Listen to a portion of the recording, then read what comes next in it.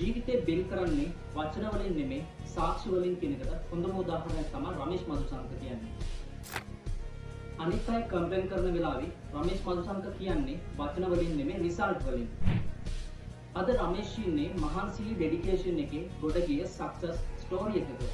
අවුරුදු ගාණක් පොඩි වැඩ කරලා සල්ලි ඉතුරු කරලා අද තමන්ගේම කියලා ගල්කොටුව කන්ස්ට්‍රක්ෂන් කියලා බ්‍රෑන්ඩ් එකකුත් හදාගෙන අවුරුදු 30ක් වෙනකොට තමන්ගේම කියලා වාහනයකුත් අරගෙන ඒ වගේම කන්ස්ට්‍රක්ෂන් ෆීල්ඩ් එකට අවශ්‍ය හැම දෙයක්ම එයා රෙන්ට් එකටත් දෙනවා.